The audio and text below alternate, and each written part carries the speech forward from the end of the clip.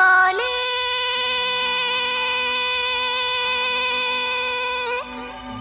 এসো নবীন, মাঠের কবি বলে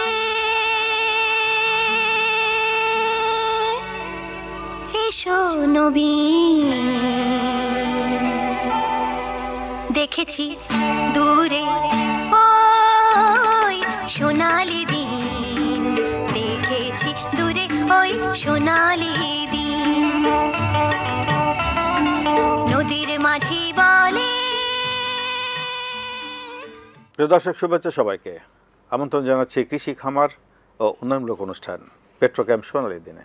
আজ আমাদের আলোচনার বিষয় বাংলাদেশের অর্থনীতিতে নারকেল উৎপাদনের গুরুত্ব। আলোচনায় আপনাদের সাথে আছে আমি মীর এমদাদ আলী এবং আমাদের স্টুডিওতে উপস্থিত রয়েছেন কৃষিবিদ মোহাম্মদ রাশেদ হাসানাত, প্রকল্প পরিচালক, কুমিল্লা অঞ্চলের টেকসই কৃষি প্রযুক্তি সম্প্রসারণ প্রকল্প, কৃষি সম্প্রসারণ অধিদপ্তর, খামারবাড়ি, ঢাকা। আপনাকে স্বাগত আমাদের স্টুডিওতে। জি, ধন্যবাদ, আপনাকে স্বাগত। আমরা আজকে আলোচনা করব আমাদের অত্যন্ত অর্থকরী একটা ফসল নারকেল। এই নারকেলকে কেন্দ্র করে কিন্তু নানা ধরনের শিল্প কলকারখানা কিন্তু গড়ে উঠেছে আমাদের দেশে এবং এর বহুবিধ ব্যবহার রয়েছে। আমি যদি শুরুতেই বলতে থাকি যে আমাদের নারকেল থেকে নারকেলের তেল যেমন উৎপাদন হচ্ছে, এর সাথে শিল্প কলকারখানা জড়িত, এবং কৃষিজাত যে পণ্য এখন আমরা দেখছি যে সবজি চারা উৎপাদনেও কিন্তু নারকেলের সেই কোকোডাস ব্যবহার হচ্ছে, নারকেলের মালা থেকে বোতাম তৈরি হচ্ছে, খাদ্য তৈরি হচ্ছে, ডাব কিন্তু আমাদের পথ্য হিসাবে এবং ওর মধ্যে খুব উপকারী যে মিনারেলসগুলি রয়েছে সেগুলো আমাদের খুব প্রয়োজন। তো এই সব কিছু বিবেচনায় রেখে নারকেলের যে সম্ভাবনা আমাদের বাংলাদেশে, সেই সম্ভাবনাকে কিভাবে আমরা টিকিয়ে রাখতে পারি, সম্প্রসারণ করতে পারি। আমরা দেখছি যে গত 16-17 অর্থ বছরে আমাদের নারকেলের উৎপাদন ছিল 6,88,000 মেট্রিক টন এবং 21-22-এ সেটা কমে হলো 5,10,000 মেট্রিক টন এবং 23-24 অর্থ বছরে সেটা আরও কমে গেল 5,06,000 মেট্রিক টন। তাহলে প্রতি বছর কিন্তু কমে আসছে। তো আমরা আমাদের চাহিদার যে রয়েছে, প্রতি বছর মানুষের সংখ্যা বাড়ছে এবং সেই তুলনায় আমাদের নারকেলের যে ডিমান্ড সেটাও বাড়ছে, কিন্তু উৎপাদন কমে যাচ্ছে। আমাদের কিন্তু আমদানিও করতে হচ্ছে। আমরা বেশ কয়েক বছর আমরা দেখেছিলাম ভারত থেকে কিছু নারকেল আমদানিও করা হচ্ছে। তো আমরা আমাদের যে সম্ভাবনার জায়গাটা রয়েছে সেখান থেকে আমরা নারকেল উৎপাদন করার জন্য কী ধরনের প্রস্তুতি নিতে পারি, আমাদের এই যে কমে যাচ্ছে নারকেলের উৎপাদন, এর কারণ কি, এবং সেই বিষয়গুলি নিয়ে শুরুতে আপনার কাছে জানব। নারকেলের উৎপাদন কমে যাচ্ছে, বিষয়টা আসলে সত্যি যে আপনি যে ধারাবাহিকভাবে তথ্যটা দিলেন যে 16 থেকে শুরু করে 22-23, তো এভাবে আসলে নারকেলের উৎপাদনটা কমে যাচ্ছে।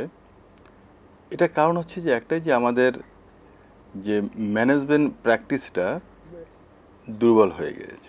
যে আমাদের যেই নারকেল উৎপাদনের জন্য যে সার এবং বালাইনাশক ব্যবস্থাপনা যে দরকার ছিল রুট পর্যায়ে, যাদের নারকেল গাছ আছে বসতবাড়িতে এবং ক্ষুদ্র আকারে যে বাগানগুলি গড়ে উঠেছে সেই সমস্ত জায়গায়, যে সার ব্যবস্থাপনা এবং বালাইনাশক ব্যবস্থাপনা যদি আমাদের প্রশিক্ষণের মাধ্যমে ব্যবহার করতে পারতাম তাহলে কিন্তু নারকেল গাছটা ঠিক থাকতো। এখন দেখেন যে ম্যাক্সিমাম যে আমাদের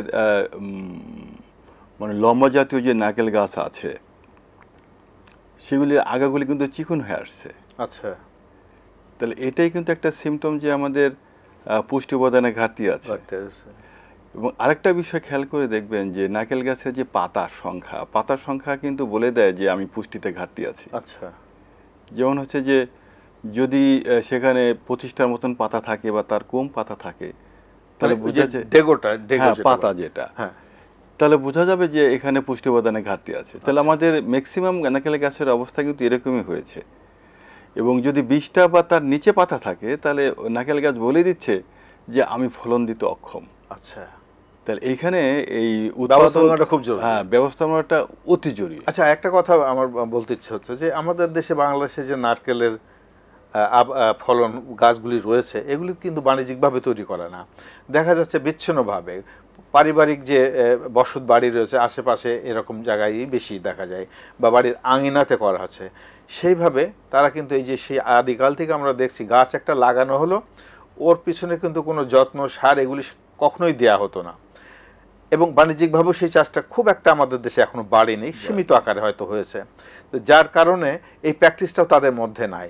তো সেই ক্ষেত্রে এই প্র্যাকটিসটা আনার জন্য তাদেরকে আসলে এই যে যাদের নারকেল আছে গাছ গ্রাম অঞ্চলে, তাদেরকে প্রশিক্ষণের ব্যবস্থা কি খুব প্রয়োজন মনে করেন? না, এটা তো প্রশিক্ষণের ব্যবস্থা মানে একদম মানে ক্রুশিয়ালি নিডেড। এটা প্রশিক্ষণ দিতেই হবে, রাইট। কারণ তারা আসলে জানে না, অনেকক্ষণ জানে না যে আপনি দেখবেন যে গ্রামগঞ্জে যেই বসত বাড়িতে নারকেল গাছগুলি লাগানো আছে, সেই নারকেল গাছগুলি যেটা আপনার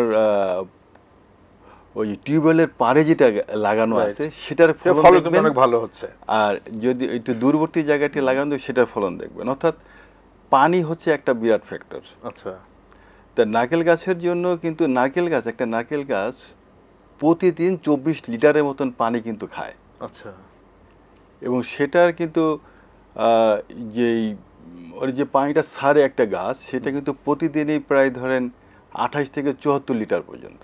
আচ্ছা, তাহলে এই যে পানির বিষয়টা কিন্তু নারকেল গাছের সাথে ওতপ্রোতভাবে জড়িত। কারণ আমরা এটাও জানি যে নারকেল গাছ কিন্তু মানে হিউমিডটা যেটা মানে হিউমিডিটি যেটা আছে সেটা 60%-এর নিচে গেলেও কিন্তু ফলনটা কমে যায়। তাহলে এই বিষয়ে যদি ফার্মারকে সচেতন করা যায় এবং ট্রেনিংয়ের ব্যবস্থা করা যায়, এবং অলরেডি হর্টিকালচার সেন্টারের মাধ্যমে ট্রেনিংয়ের ব্যবস্থা করা হচ্ছে।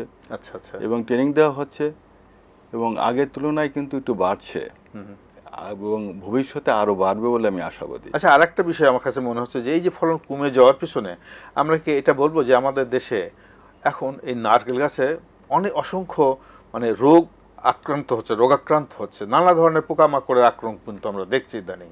তো এটাকে একটা কারণ বলা যেতে পারে। যেমন আমরা দেখি ডাবের গায়ে বা নারকেলের গায়ে এই বাদামি রঙের হয়ে যাচ্ছে, ফেটে ফেটে যাচ্ছে, ভিতরে শ্বাস কমে যাচ্ছে, ছোট হয়ে যাচ্ছে। এই যে বালাই ব্যবস্থাপনার কি খুব একটা গুরুত্ব মনে করেন? না, বালাই ব্যবস্থাপনা তো অবশ্যই একটা গুরুত্বপূর্ণ বিষয়। যে নারকেল গাছের যেটা ছোট যখন থাকে, একদম ছোট, তখনই কিন্তু যে মাইটে আপনি যেটা বললেন যে বাদামি বাদামি দাগ পড়ে, এটা হচ্ছে মাইটের আক্রমণে হয়।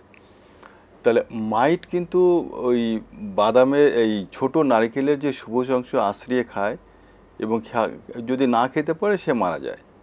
তাহলে মাইট কন্ট্রোল যদি করতে পারি তাহলে এই যে নারকেল ঝরার একটা বিষয় আছে এবং বাণিজ্যিকভাবে যে মূল্য কমে যাচ্ছে যদি চিন্তা করি, সেটা কিন্তু মাইটের আক্রমণে, কারণ নারকেলের উপরে একটা দাগ পড়ে যাচ্ছে।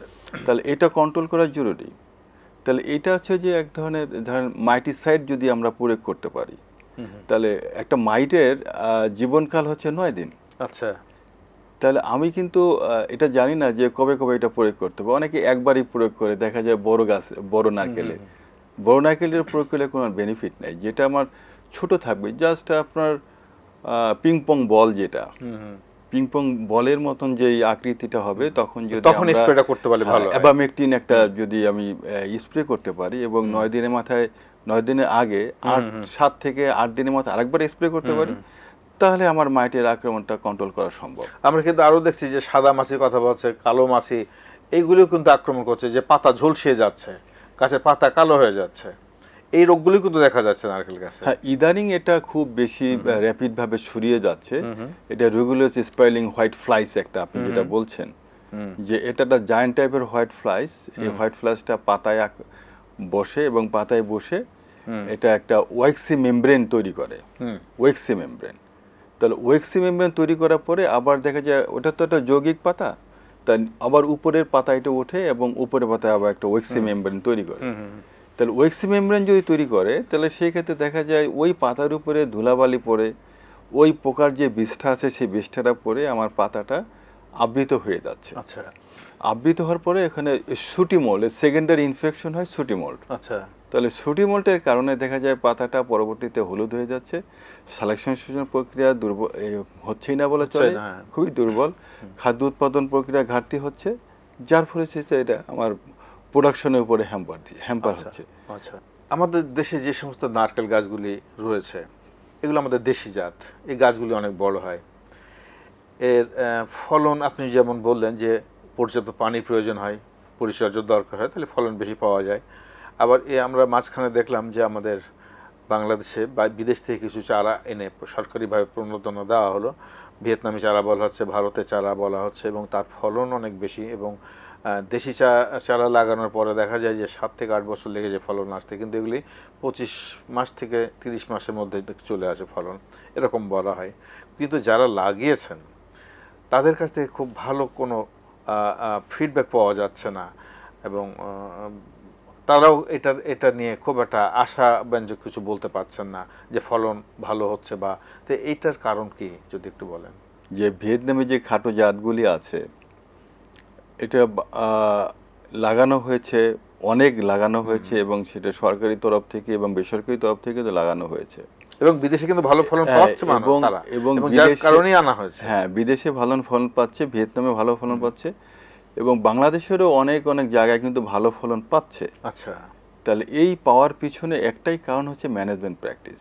আমার 3 বছরে আমার একটা ফলন দেবে, তাহলে সেই জিনিসটি হচ্ছে যে পুষ্টি উপাদানের চাহিদাও কিন্তু ব্যাপক। আচ্ছা, যদি আমরা সেটা পুষ্টি উপাদানের চাহিদাকে নিরিখে যদি আমরা ব্যবস্থাপনা করতে পারতাম বা শিখাতে পারতাম, বা শিখানো হয়েছে, যখন এইটা চারা সম্প্রসারণ করা হয়েছে তখন কিন্তু যাদেরকে দেওয়া হয়েছে তাদেরকে শেখানো হয়েছে যে ম্যানেজমেন্ট প্র্যাকটিসটা, যে 3 মাস পর পর এখানে ফার্টিলাইজেশন করতে হবে। তাহলে সেই ম্যানেজমেন্ট প্র্যাকটিসটা যারা মেনেছে তাদেরই কিন্তু ফলন এসেছে। বাংলাদেশে এই কক্সবাজারের রামু সহ আরও বেশ কিছু অঞ্চল রয়েছে, যে সমস্ত জায়গার যে দেশি জাতের যে নারকেলগুলি রয়েছে এগুলি কিন্তু অনেক মিষ্টতা রয়েছে, ফলন ভালো, এবং তার সাইজও বেশ বড় হয়। তো সেই জাতগুলোকে আমরা চিহ্নিত করে যদি আমাদের দেশের আবহাওয়া উপযোগী এই জাতগুলি থেকে চারা তৈরি করে আমরা ছড়িয়ে দিতে পারি, সেই ক্ষেত্রে কি আমাদের এই যে ম্যানেজমেন্টটা বিদেশি জাতগুলির জন্য যত বেশি ম্যানেজমেন্টটা দরকার, এইগুলি যা আমাদের দেশি জাতের ম্যানেজমেন্ট অনেকটা কম লাগে, তাই না? তো সেই কার্যক্রমটিকে আমরা হাতে নিতে পারি আমাদের নারকেলকে আরও উৎপাদন বাড়ানোর জন্য, সম্প্রসারণ করার জন্য। আমাদের 76টা যে হর্টিকালচার সেন্টার আছে, তার ভিতর রামু হর্টিকালচার সেন্টার যেটা আছে কক্সবাজারে, ওখানে কিন্তু আমাদের সরকারি তরফ থেকে অর্থাৎ 1982 সনে 10,000টি শ্রীলঙ্কান টল ভ্যারাইটি রোপণ করা হয়। আচ্ছা, এবং এই শ্রীলঙ্কান টল ভ্যারাইটিটা কিন্তু অত্যন্ত সুমিষ্টি একটা জাত, এবং নারকেলগুলি খুব বড় হয়, এবং এটার যে কোপরা যেটা আছে বা ফ্যাট বডি যেটা আছে ভিতরে, যে আমরা নারকেল ভেবে খাই, শ্বাস যেটা, সেটার কিন্তু আপনার আমাদের দেশি নারকেল থেকে দ্বিগুণ টাইপের। আচ্ছা, এবং দুধ অনেক বেশি, এবং খাওয়ার পরে যে মুখে যে হয়, যে সোবরা খাওয়ার পরে যেমন একটা তেল তেল ভাব, না এটা সোবরা টাইপের হয় না মুখে, সেটার পরিমাণও অনেক কম। আচ্ছা, এবং এখানে অয়েলের পার্সেন্টেজটাও বেশি যেটা মনে হয়। আচ্ছা, তাহলে এই নারকেল যে গাছটা আছে আপনার দেখা যাচ্ছে 82 সনে লাগানো হয়েছে। আচ্ছা, সে 82 সনে লাগানো হয়েছে, তাহলে এখন তার বয়স কত? এখন তার বয়স হচ্ছে আমার হ্যাঁ, এটা 24 বছর, 22-23 বছর হয়ে গেছে। হ্যাঁ, আপনারা দেখা যান তারও বেশি, হ্যাঁ, তারও বেশি। তাহলে এই যে চারা উৎপাদনের ক্ষেত্রে কিন্তু বয়স একটা ফ্যাক্টর। আচ্ছা, বয়স একটা ফ্যাক্টর, এবং গাছের নারকেল উৎপাদন একটা ফ্যাক্টর।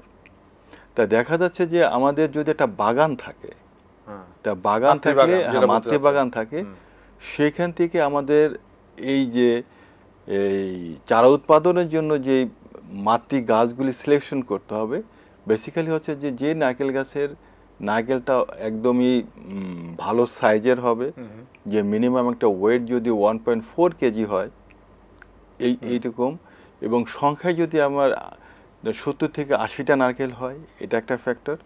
আর গাছের এজ একটা ফ্যাক্টর আছে, সেটা হচ্ছে যে আমার একটা নারকেল গাছ কিন্তু দেখা যায় যে 7 থেকে 10 বছর বা 8 থেকে 10 বছরের মধ্যে ফলন দেয়, কিন্তু সেই ক্ষেত্রে কিন্তু ও কিন্তু পরিপূর্ণ বয়স পায় না। একটা পরিপূর্ণ গাছে ফলন পেতে হলে যে দেখা যাচ্ছে 15 থেকে 20 বছর লাগে। আচ্ছা, তাহলে ওই যে 20 বছর প্লাস যদি মাতৃ গাছের বয়স হয়, ওই গাছের থেকে যে আমার সিডটা সিলেকশন করতে হবে।